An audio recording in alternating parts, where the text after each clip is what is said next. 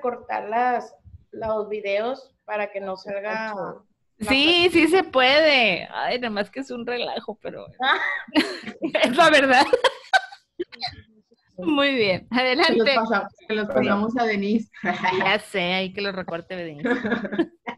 Bueno, buenas tardes. Pues Buenas tardes. vamos a hablar el día de hoy del tema de trastornos generalizados del desarrollo.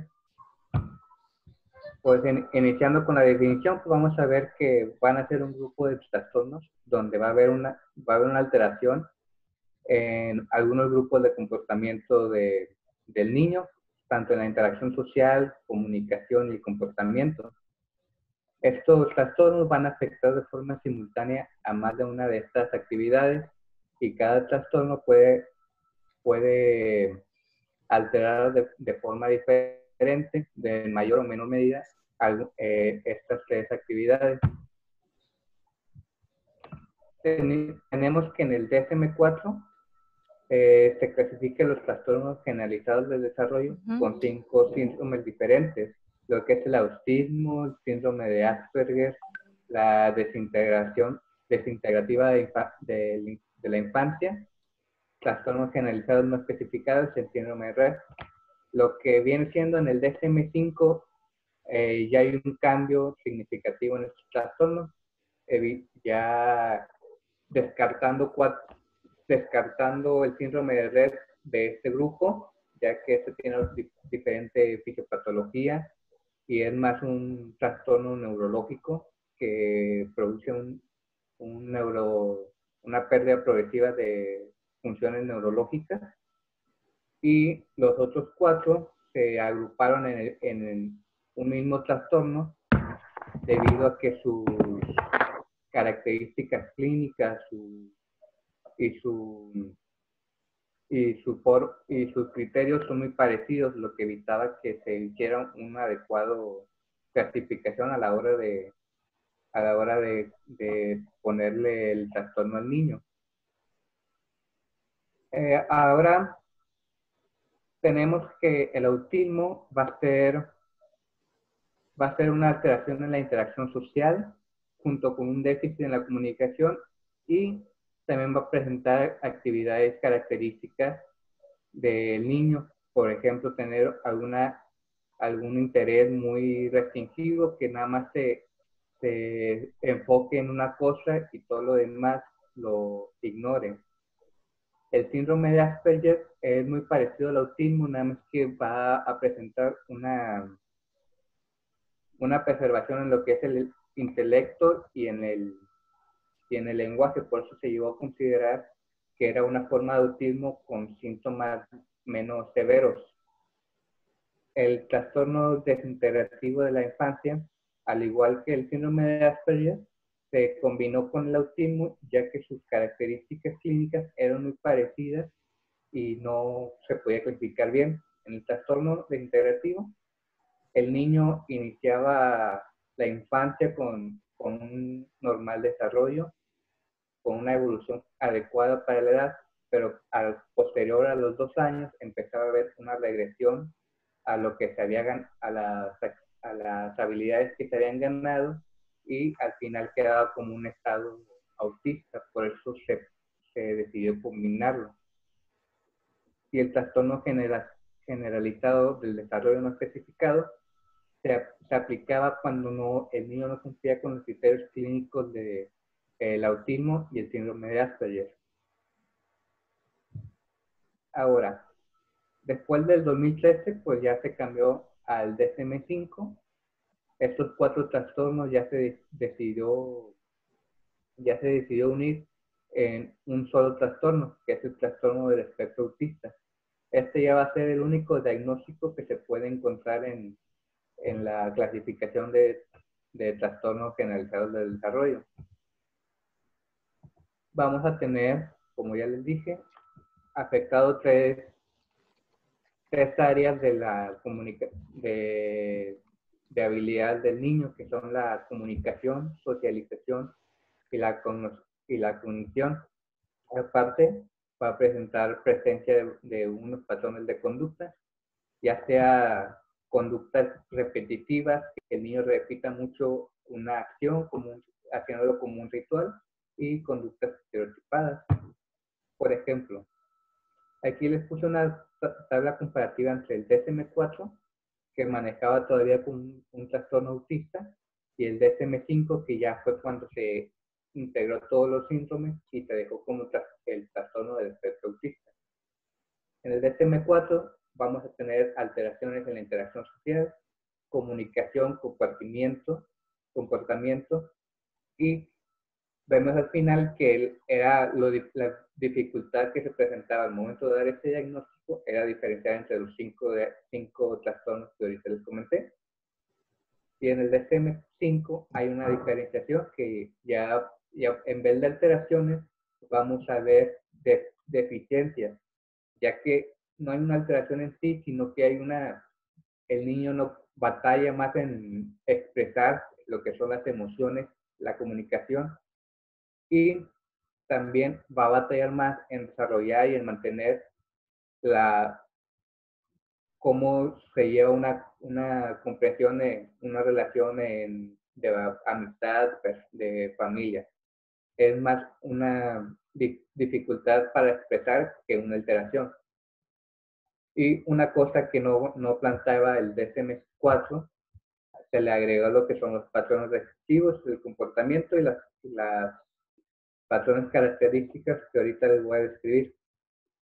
También hay que ver que se va a dividir el trastorno autista con 3 niveles de gravedad, dependiendo de la circunstancia. Por ejemplo, vamos a tener niños con el trastorno que pueden estar dentro de lo normal,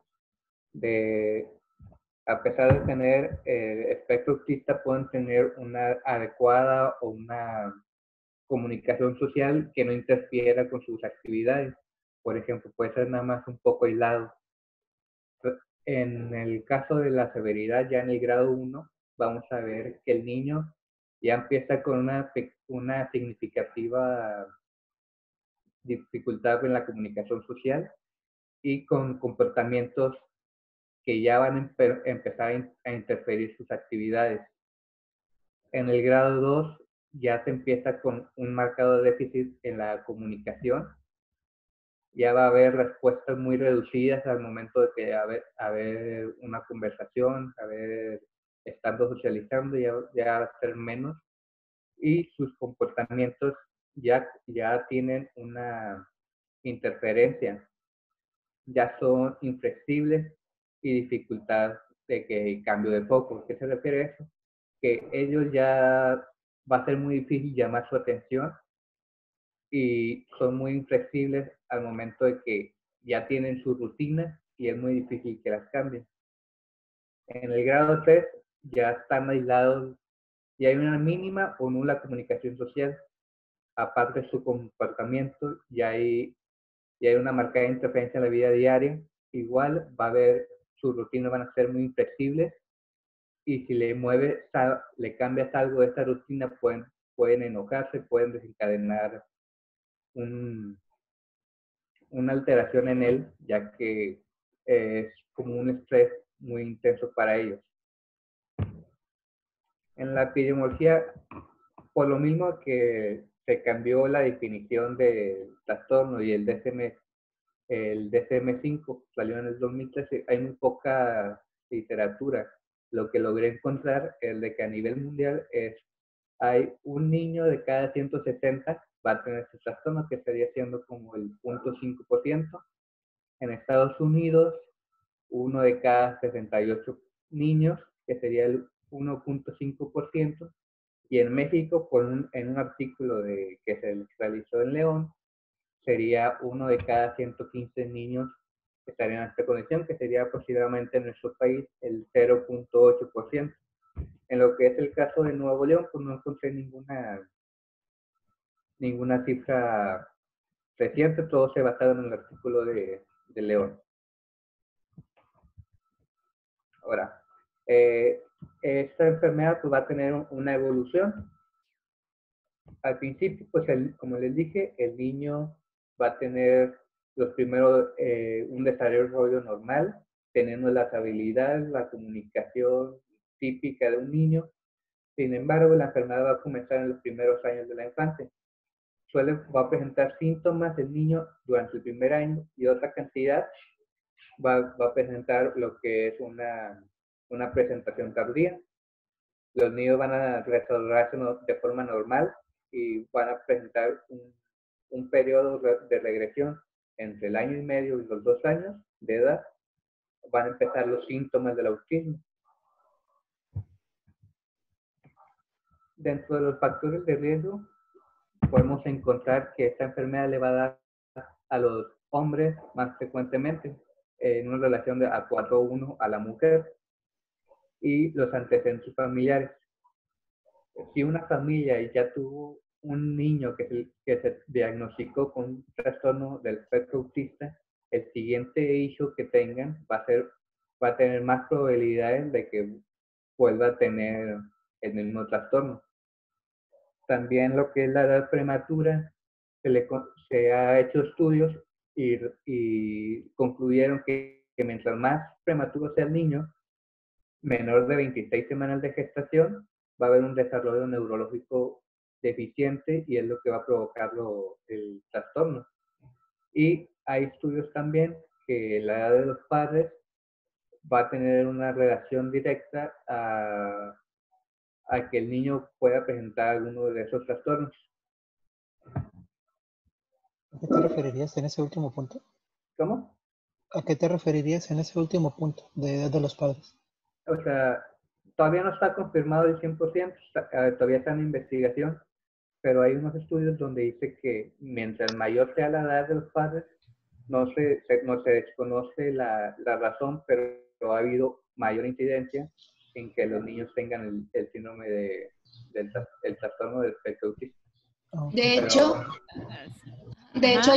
hay un artículo que habla solamente de los factores de riesgo para este trastorno y sí influye bastante todos los antecedentes, ya sea perinatales o en cuanto a el control del embarazo que tuvo la mamá o postnatales, y sí influye bastante todo ese tipo de antecedentes.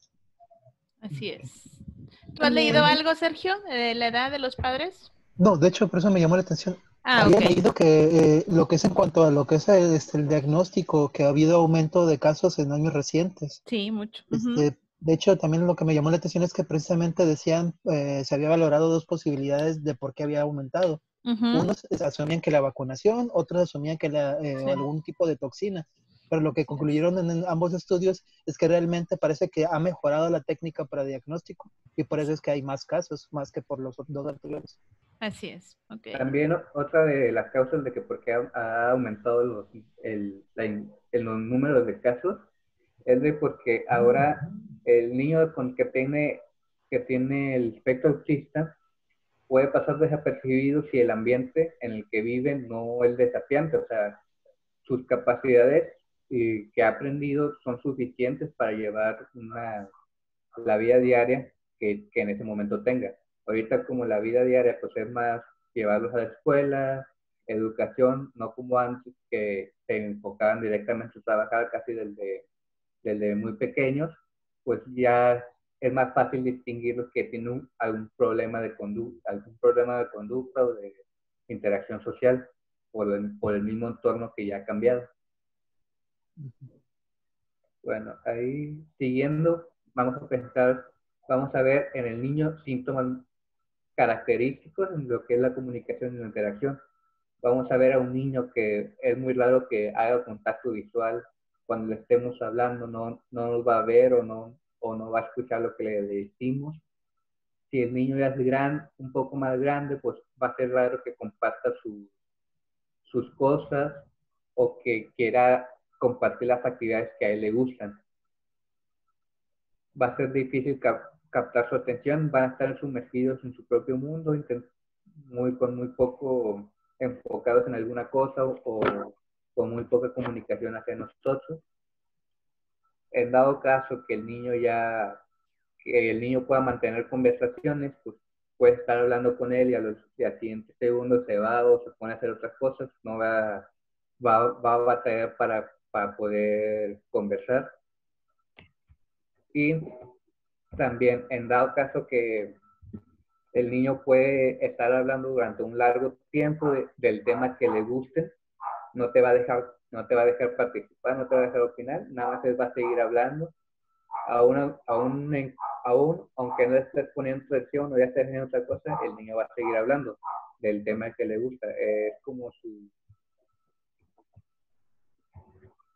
como su interés lo tienen muy exagerado, se enfocan mucho en una cosa, son muy buenos en esas cosas y es lo único que les gusta, poco hablan mucho de eso. En lo que son los síntomas del comportamiento, pues vamos a ver que va a tener ciertas conductas de comportamientos inusuales, puede ser agarrar cosas, levantarse como si tuvieran rituales, pueden mostrar intereses intensos y prolongados a ciertos temas, como números, detalles, datos. Ahí vemos que hay personas que tienen el trastorno autista y son muy inteligentes o son muy buenos en las matemáticas. Esta es la razón, porque es a lo que ellos les gusta, es de los pocos intereses que ellos tienen, o son a los que más se enfocan. Pueden mostrar demasiado interés a ciertas cosas, y por lo mismo de que ellos ya llevan una rutina en su vida, al momento que les haces un pequeño cambio, es como que no saben cómo reaccionar, no saben qué está pasando, o se pueden llegar a molestar. Y también pueden ser más o menos sensibles a los estímulos sensoriales. Puede ser de que si le estás hablando muy fuerte, a ellos les cause mucho estrés, o la temperatura o la ropa. Ellos son muy sensibles respecto a los estímulos que reciben. Ahora, para los criterios diagnósticos, aquí me estoy basando en lo que es el DSM-5. Hay 5 criterios para que se considere para que se considere que tiene el trastorno, tiene que coincidir los 5. En el primero vamos a tener que se va a basar principalmente en la comunicación y la interacción. Para que este criterio sea positivo, tiene que tener todos los siguientes síntomas, lo que es dificultad en la reciprocidad socioemocional, en donde vamos a ver que el niño va a batallar con lo que son los estímulos, va a tener un acercamiento social anormal y va a fracasar en lo que es iniciar las conversaciones. Puede también tener disminución en el interés de iniciar o continuar una conversación. En el 2, un déficit en la conducta comunicativa no verbales. Esto se refiere que al momento de estar hablando, el niño va a batallar en hacer gestos, va a batallar en comunicación verbal. Puede que te diga que está enojado y su aspecto facial, su comunicación no verbal, te diga otra cosa. Dificultad para desarrollar y mantener y comprender las relaciones. Vamos a ver que el niño va a batallar en hacer amigos, o la otra es que no le interesa tener amigos, él quiere estar solo. Para el B, son patrones restrictivos de la conducta. Esto, para que se considere positivo, tiene que tener al menos 2 de los siguientes síntomas, lo que son movimientos, utilización de objetos estereotipados o repetitivos, adherencia excesiva a la rutina, patrones de comportamiento verbal y no verbal, ritualizando o resistencia excesiva al cambio, intereses muy restringidos y fijos que son anormales en cuanto a su intensidad o foco de interés. A esto se refiere que se interesan en cosas que normalmente no debería ser de interés para un niño. Y con lo que les dije, que tengan una hiper o hiperactividad a los estímulos sensoriales. También los síntomas deben de empezar desde la infancia temprana. Ya si empiezan en una edad más avanzada, por ejemplo a los 10, 15 años, pues hay que sospechar primero de otras cosas. El conjunto de los síntomas deben delimitar el funcionamiento diario, y que estos síntomas no se expliquen por una discapacidad intelectual. Así que hay que eliminar primero que tenga alguna discapacidad antes de decir que tenga el trastorno autista. Para el tratamiento, pues no hay cura en este trastorno, no existe un tratamiento en sí, pero se puede ayudar mediante terapia en que pueda mejorar sus capacidades hasta un cierto punto, que tenga una mejor relación, que pueda desarrollarse mejor y que pueda ser un poco más independiente, que pueda desarrollarse. Vamos a tener que hay varias terapias, por ejemplo la terapia de comportamiento y de comunicación, en donde se van a centrar principalmente a reducir problemas problemáticos y enseñar nuevas destrezas al niño. Las terapias educativas, que les va a ayudar a mejorar las destrezas sociales, las de comunicación y las de comportamiento. Y en las terapias familiares les enseñan a los papás cómo jugar con ellos, cómo comunicarse y cómo estar con ellos para desarrollar sus destrezas sociales. En el caso de medicamentos, pues no hay medicamentos que curen el trastorno, pero podemos usar medicamentos que nos ayuden para algunos síntomas. Por ejemplo, podemos usar los antipsicóticos para problemas de conducta o antidepresivos para lo que son los problemas de ansiedad que puede presentar el niño. Y vendría haciendo todo. ¿Alguna duda que tengan? Muy bien, Héctor. ¿Comentarios? ¿No? Nada de comentarios. Bueno, mencionan de, pues, entre más pronto se puede ir diagnosticando estos padecimientos, pues, mayor, y que tenga un tratamiento, pues, más antes, ¿verdad? Bueno, al momento del diagnóstico, pues, le va a dar una buena esperanza a ese niño para desarrollarse. Así es. Y pues volvemos a la importancia de la valoración, ¿verdad? De todos estos trastornos que hemos visto, pues la mayoría son por exclusión, y pues hay que estar bien documentados acerca de todo esto. Y pues este trastorno autista, como mencionó Sergio y Coral y pues Héctor, obviamente, cada vez más frecuente, cada vez mayor la prevalencia. Muchas teorías, ¿verdad? De cómo se pudiera desarrollar, a lo mejor no están algunas tan claras, pero pues sí los factores de riesgo, que es a lo que nosotros nos abocamos en primer nivel de atención. Muy bien, Héctor, ¿algo más? Hice un pequeño comentario. Sí. Hay una película que me gustó mucho que se llama Misión Seguridad Máxima. Sí. Fuera del drama viene ahí un niño con espectro autismo, sí, ajá. Sí, también de lo que leí que me pareció interesante es que cuando se hace una evaluación del niño durante las primeras etapas, sí. Un niño que no esté sonriendo, que no fije la mirada de los papás, que no responde a mimos, ya es un comportamiento anómalo y que es parte también incluso del diagnóstico que nos puede llevar al síndrome, al espectro autista. O sea, son las alarmas que empiezan, ¿verdad? Sí. Son las alarmas que empiezan, entonces es lo que hay que tomar en cuenta para todo esto. Muy bien, chicos, excelente. Pues muy bien, Héctor, muy bien el tiempo. Yo pensé que nos iba a faltar, pero no, bastante bien utilizado. Ok. Doctora, y también es importante, por ejemplo, educar a los papás y hablarles acerca del padecimiento y decirles que hay muchos lugares de ayuda y de terapia a donde pueden acudir, porque a mí me tocó en este mes una consulta con una señora que venía por el medicamento de su hijo, no lo había traído. Ajá. Y tenía trastorno de espectro autista. Y estuve platicando con ella y preguntándole acerca de cómo era su familia y cómo su vida, ajá. Porque también tenía otra hija con el mismo padecimiento y era más chica.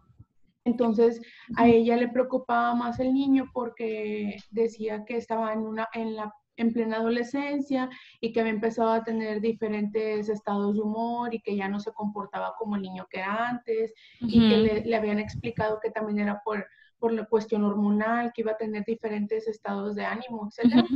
y decía que el papá del niño, desde que se enteró del diagnóstico desde pequeño, los había abandonado y que le había dicho a la señora, que se me hizo algo muy, muy cruel, pero, o sea, que le dijo, ni para qué te esmeres con ese niño, porque ese niño ya no tiene arreglo, o sea, es un fenómeno. Y entonces la señora empezó a llorar ahí en la consulta cuando como que se acordó de esa situación. Y dijo, no, doctora, yo saqué a mi hijo adelante y estoy haciéndolo junto con mi otra hija. Dice, claro, porque es algo muy complicado. Y realmente se veía bien agotada la señora de esa situación. Sí. Son los verdaderos síndromes de sobrecarga al cuidador, ¿verdad? Ese tipo de cosas. A lo mejor, y fíjate, a lo mejor ahí no es tanto físico, ¿verdad? Pero es lo emocional, la preocupación de cómo va a salir adelante, de qué tengo que hacer. O sea, es vivir un día a la vez. Es vivir un día a la vez y ver qué es lo que se te va presentando. Ok, muy bien. ¿Alguien más? ¿No? Pues muy bien. Muy bien, chicos, excelente. Quiero ir en familia, ¿ok? Ok, muchachos. No, pues muy bien y nos vemos mañana en Derma, si Dios quiere. Okay. Bye. Bye. Bye. Bye.